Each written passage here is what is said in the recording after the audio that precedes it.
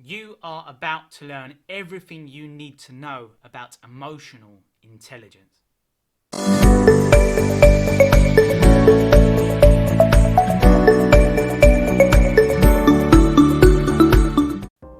Cool, so let's start off with a rather generic definition, or several definitions, as to what comprises emotional intelligence, and then we'll start to break it down to give you some deeper nuances, some deeper insights into how you can change your emotional intelligence and how you can spot some more things to enhance your emotional intelligence levels and so on. So EQ is the topic of this video. Now let me firstly branch off by saying some of the benefits of emotional intelligence. I personally believe that emotional intelligence is the sole reason why we are the way we are right now.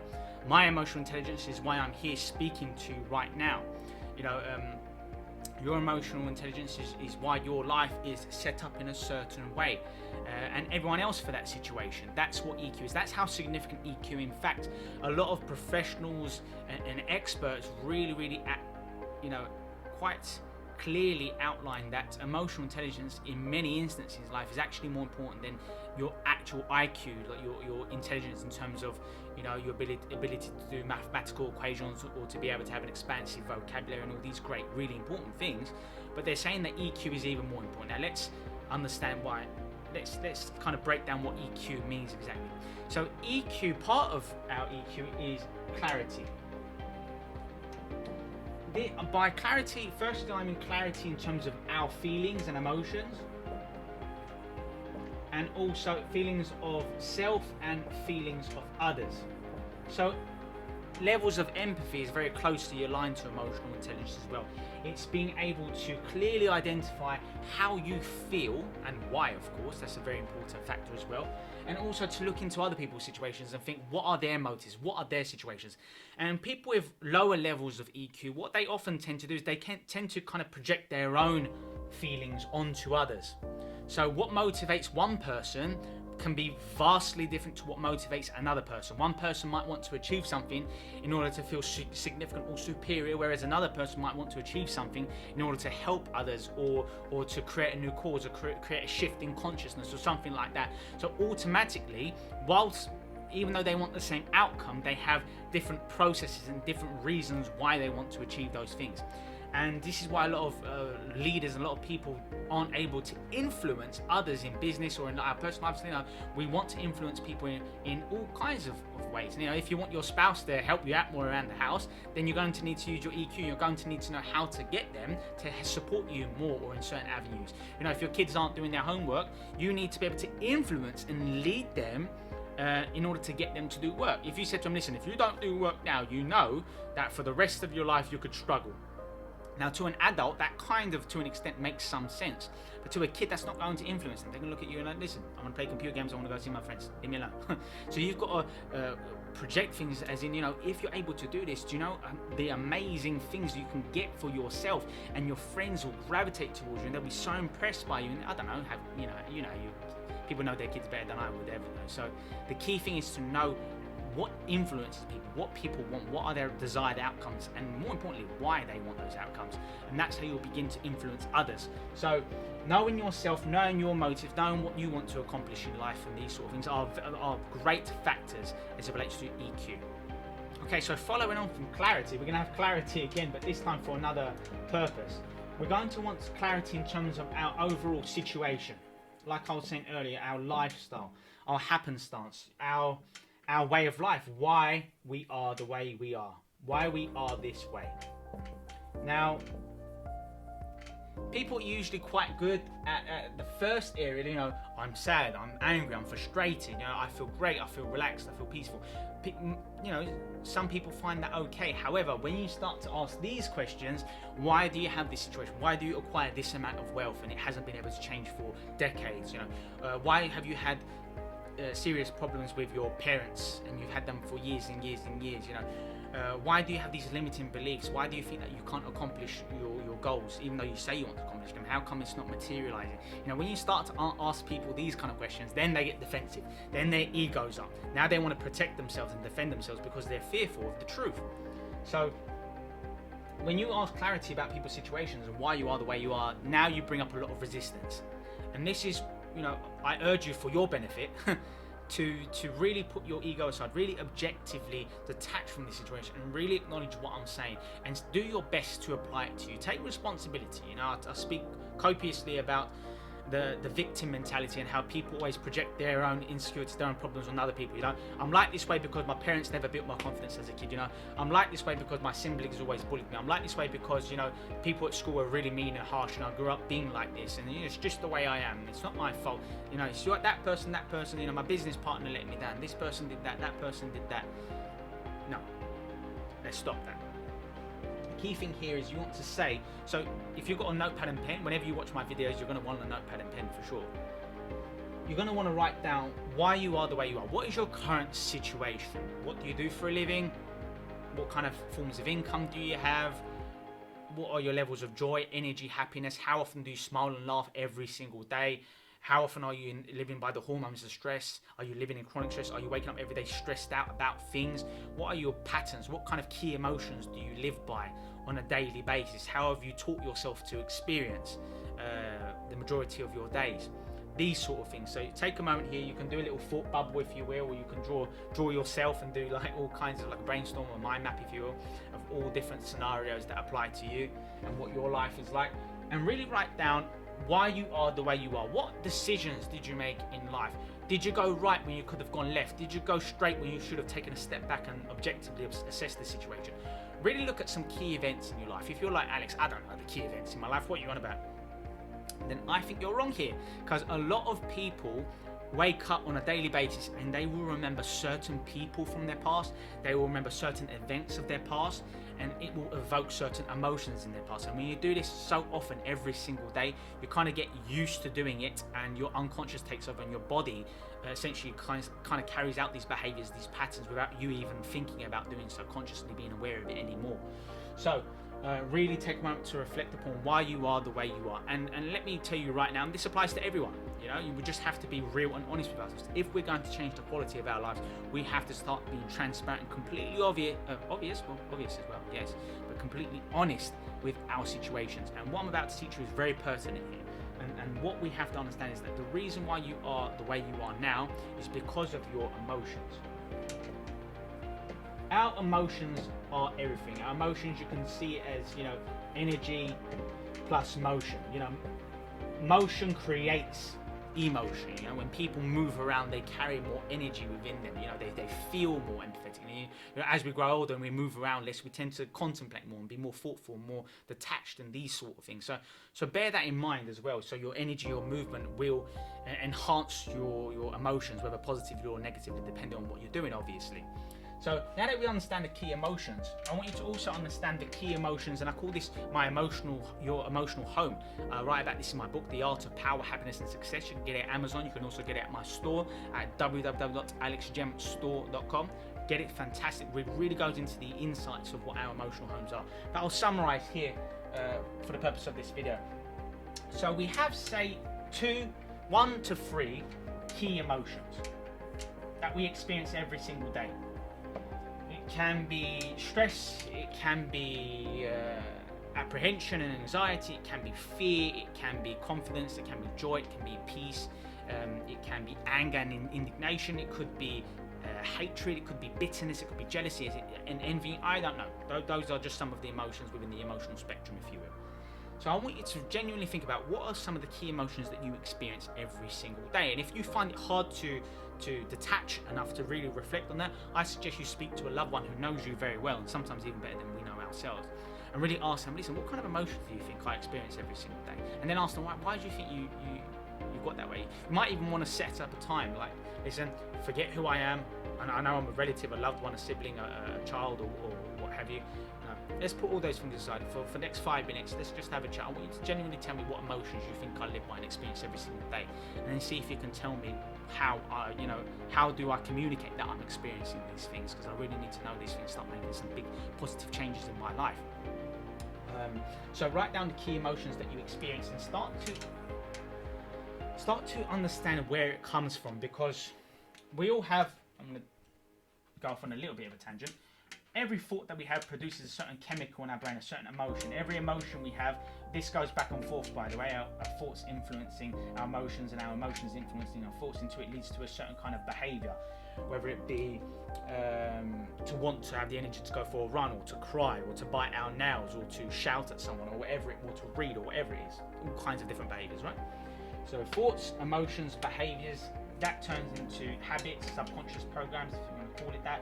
These influence our beliefs. We start to think, this is the way I'm smart, I'm clumsy, I'm attractive, I'm a loser, and all these sorts of things. When we use I am, we command ourselves into a destiny, and we set ourselves up for all kinds of limitations, restrictions, and suffering in our lives when we have especially limiting, disempowering beliefs.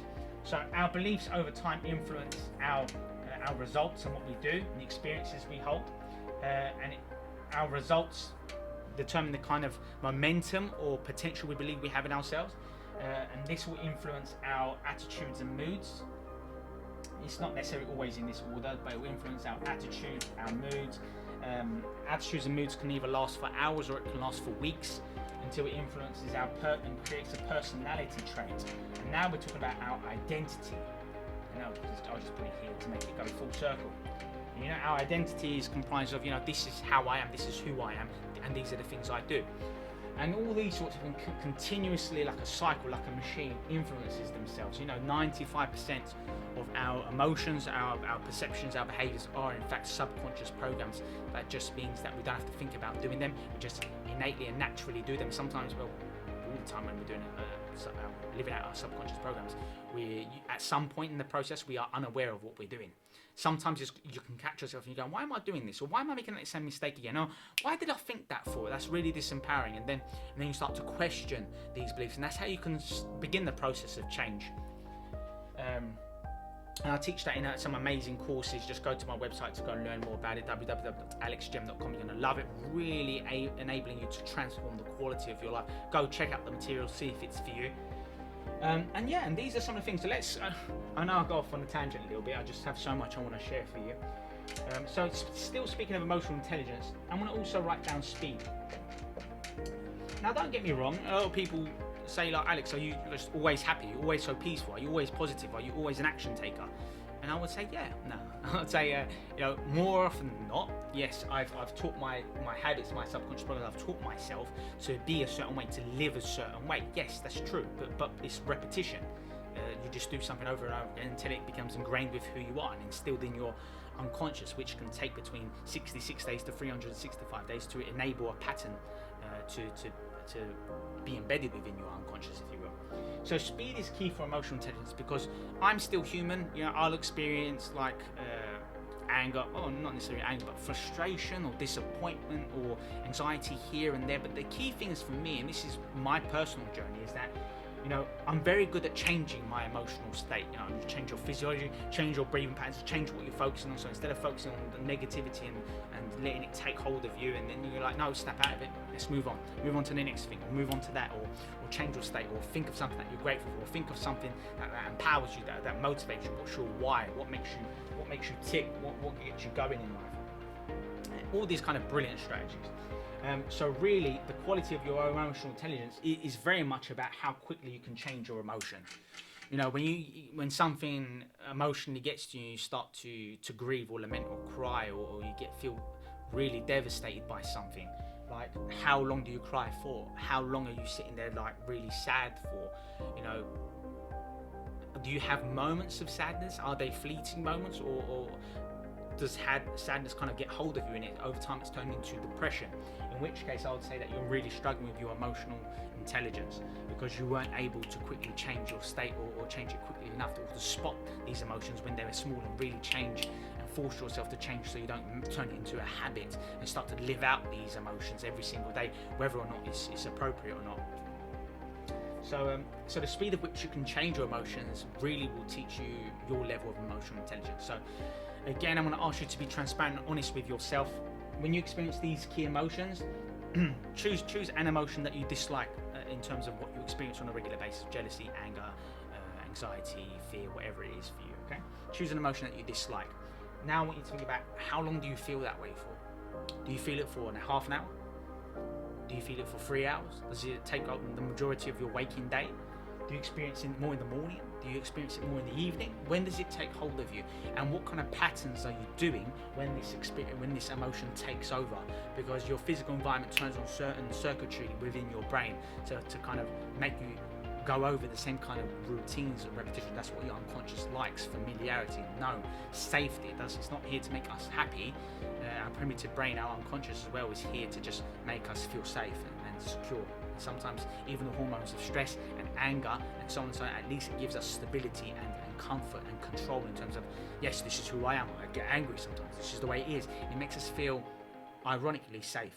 But anyway, I don't want to go into all these kind of things. So these are some of the very key things that really determines our level of emotional intelligence.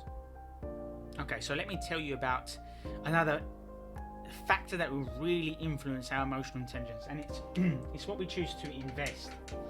Now, by invest I mean putting your time, your energy, sometimes even your money into something, because the more you invest in something, the more you will receive it and experience it and live it. So what I'm saying is, if you are investing in anger, which means you spend a lot of your time, energy and focus is on what makes you angry or who makes you angry, then you'll continue to receive that. Okay, and I learned this brilliant analogy from Dr. Wayne Dyer, where he says, if you squeeze an orange, what do you expect to come out? And you don't expect pineapple juice or apple juice to come out of an orange. You're going to get orange juice, because whatever you've got inside is what will always be expressed when someone squeezes you, which means tension, makes you stress, makes you feel angry or anxious. Whatever you've got inside is what you have. That's why some people can never be shaken. They are unbroken. Like, we can be impervious and just so strong within you that even if someone's being rude to you, you still maintain your dignity, your honor, and you're still really positive and really focused. You're not going to let someone influence you or what have you. And these are because of what you've invested. So in terms of doing the right sort of things and experiencing the positive emotions on a regular basis, it all comes down to how much you invest into something. So speaking of investing, really what I want to share with you is, and this is where a lot of people get stuck and they kind of lose belief within themselves to kind of change their quality of lives and change their emotions and all these sorts of things, is because you've got to question, are you fully invested? Are you fully invested in positive emotions? Are you fully invested in your dream? Are you fully invested in your purpose? Are you fully invested in peace and positivity and joy and happiness? Yeah? Are you investing in this? And some people, you might be thinking, yeah, you know what, Alex, I kind of am. No, you're not. If you said kind of am, then you're not fully invested. Now, let me teach you something very important. Some people, if you're fully invested in an emotion, then you will live abundantly. You will be enlightened, you'll be more conscious, you'll be more positive and optimistic. It's just the way it is. But some people say they're positive, but they don't necessarily believe it. You're not really fully immersed in what they're saying. For example, if you think to yourself, yeah, I can change my life, yeah, I guess I think I can change my life, yeah. And then you say to me, Alex, I don't know what's happening. I'm not changing my life. I don't know what it is. I mean, I feel like I believe it. You've got to really feel it. You've got to say it within you. You've got to use your energy.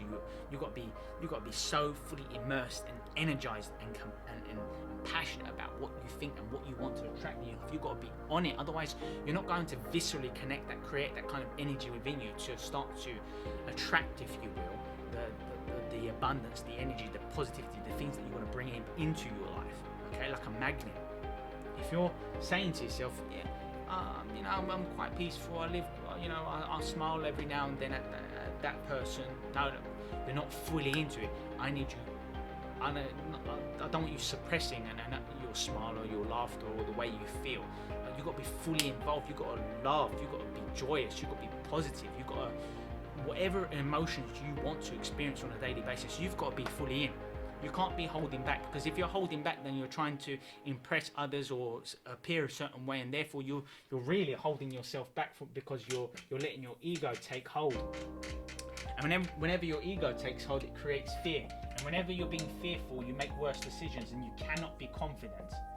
You cannot be confident if you're living by your ego, because confidence goes up and down. So confidence is an egoic thing. So whenever you are confident, you feel I'm good at this or that because that person said I am, or I got that promotion, or this, I got that award, so I must be good at it. Do you know what I mean? That's confidence. Whereas self-esteem is something that I really want you to focus on instead. And self-esteem is, I don't care what people think, it's what I believe about myself. I'm going to turn up, I'm going to show up, I'm going to take the action that I know I need to take.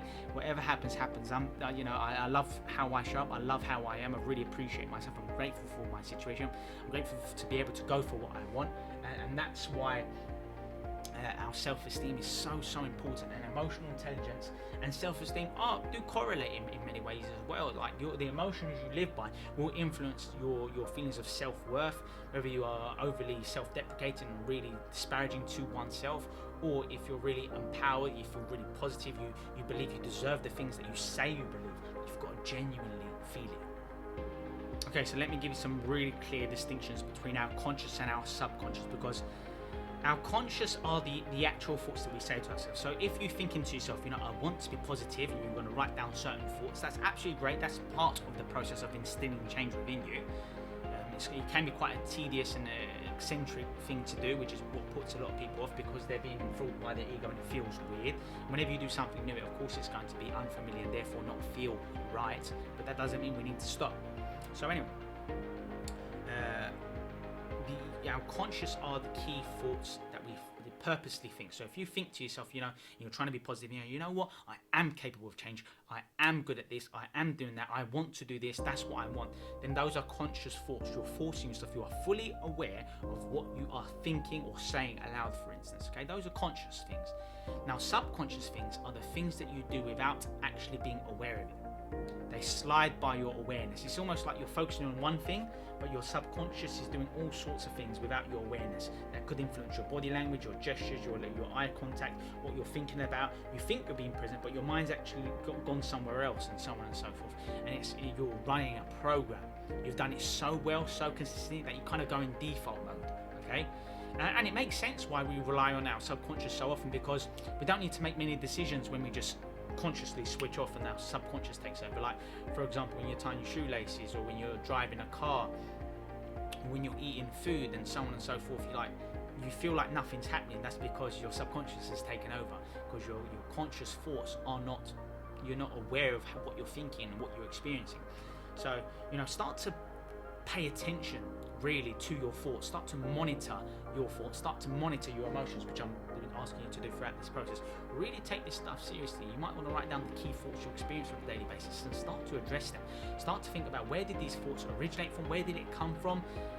Are there certain key events that manifested these thoughts and emotions? Is it part of collective consciousness? Because all of us are innate, because of our reptilian brain, our primal brain. We're all based on that's all about fear and emergency and acting out of fear and wanting to be safe and paranoid and all these sort of things. That's in us all biologically, and more excessively in some more than others, because of depending on how well developed our frontal cortex is, the most modern version of the brain, if you will, or element of the brain.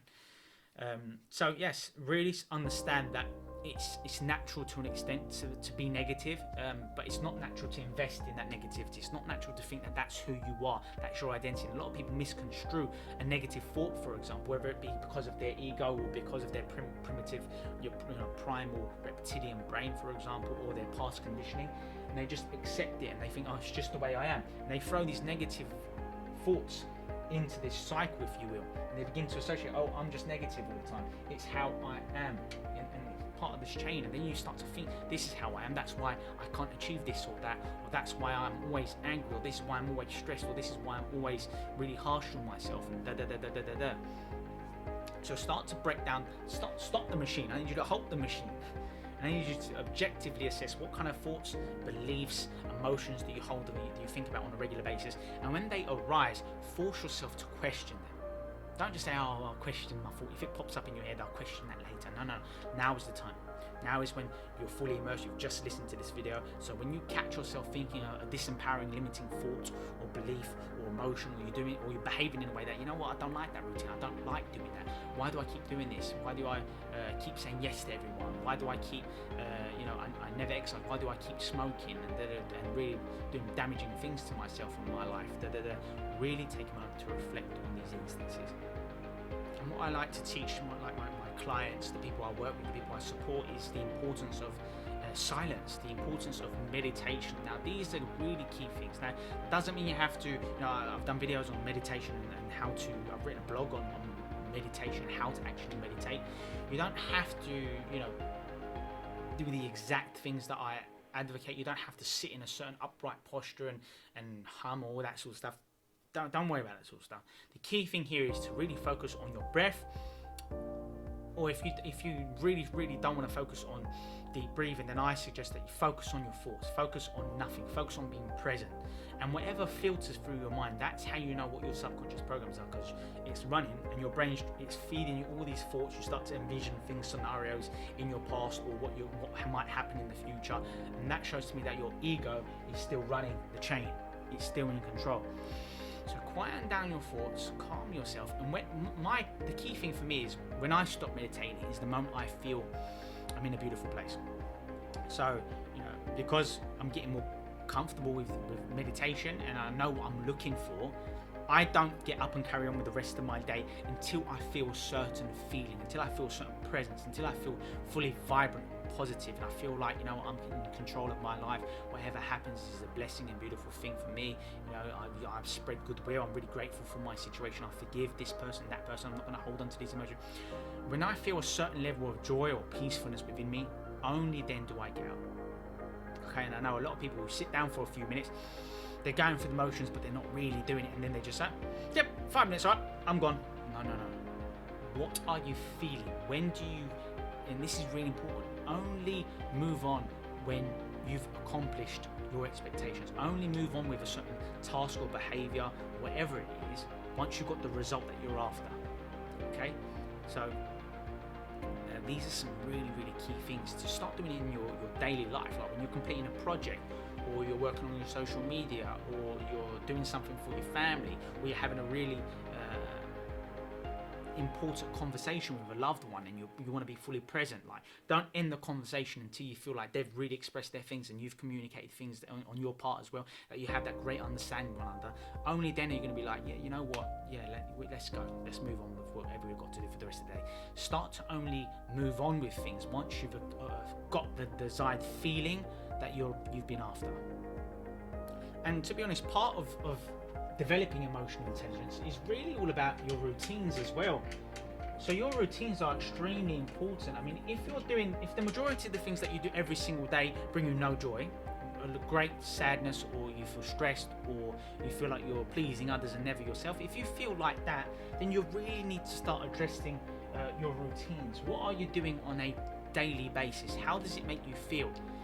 When people do this, it can be quite saddening but really eye-opening for people, because they're like, well, I wake up and I'm not 100% pleased in my personal relationship with my partner, and we're just going through the motions in our relationship, and I force myself to listen to them, but I don't really care for them like I used to, or this and that, and they're like, I'm forcing myself to just go ahead with these motions, and it's not bringing me any joy. I don't feel understood, I don't feel communicated, I don't feel like we're developing and sharing things like we used to. And then they go and they drive to work, and they work at a place that they really dislike, for example, and they don't really like some of the people they're working with. They have to pretend that they get along, and their emotions all day long are built on suppression, really, and not expressing yourself. And then I don't know. Then they go out with their friends, and with their friends, I don't know, maybe a few of them in a way indirectly pick on them or belittle them or that sort of thing, and they go to go for dinner with their friends into the restaurant or whatever it is. And they don't feel comfortable with a few of their friends, but they accept it because they want to make everyone happy, and they're not actually doing what's best for them, and all these sorts of things. And if you're spending the majority of your day doing things that genuinely, I'm not saying be selfish, because some of the best things we can do are for other people, but is that what you want? Is that the feeling? Is that the desired outcome? Are you doing things? Are you looking after your children, and that makes you feel so happy and united that you're there for them? Are you doing something for a particular charity and you feel, you know, this is such a beautiful thing that I'm working towards? You know, are you doing something for your parents? You know, you're helping them moving furniture, or you're helping them make some key decisions, or you're helping them with their finances or anything? Like, what are you doing are you going to the gym for yourself? Are you making time for your hobbies, your passions? Are you watching the show that you want to watch? Are you talking with the people you genuinely care about and you know deep down really care about you? Right? That's what I'm asking you to do, because I know it doesn't matter how good your EQ is, like in terms of how good your willpower is, in terms of staying positive, staying optimistic. If the most of the things that you're doing every day are filled with low energy, if they are monotonous, if there's no variety, no excitement, no stimulation, no joy, no happiness, no connection with the things that you do every day, then this doesn't matter. Like you're making yourself suffer. It's a form of masochism here.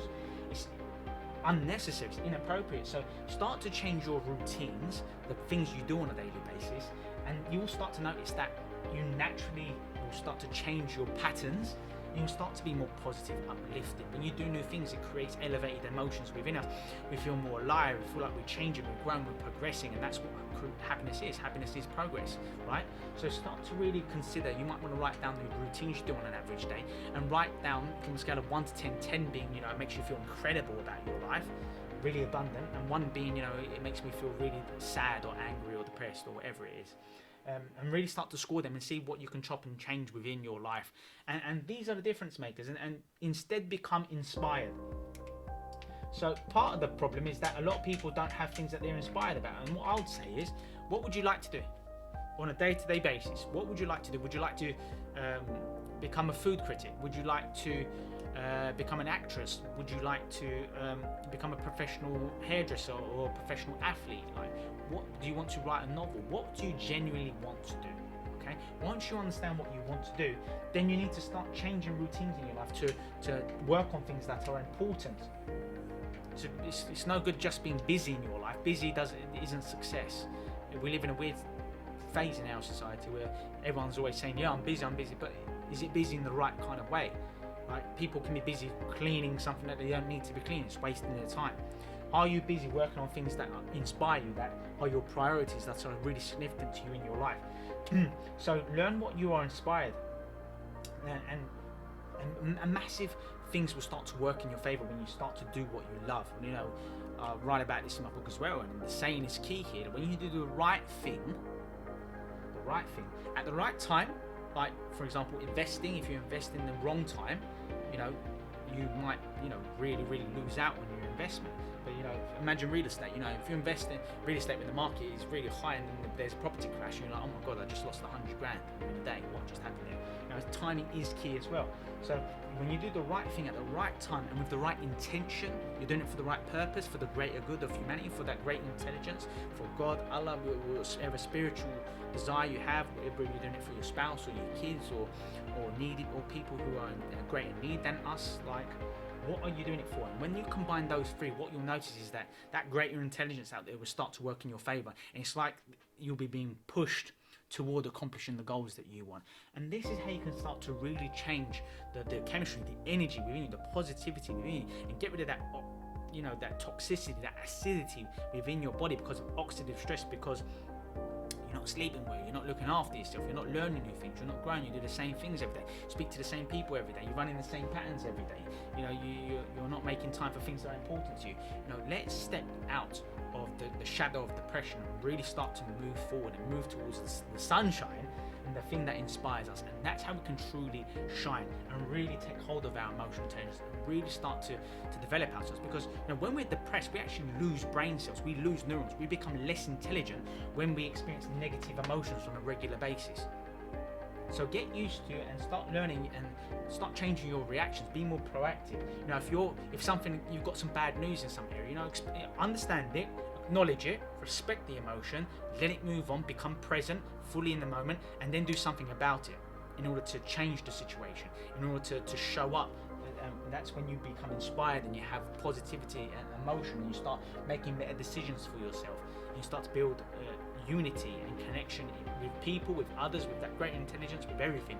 And that's when things will start to work for you. So Make sure you like this video, make sure you hit the subscribe button, and also click the notification bell. Every single Friday I release some amazing, powerful, detailed videos such as this, so you're going to want to say subscribe and to really stay updated with these new, powerful videos. Have a great day, stay strong, and I'll see you soon.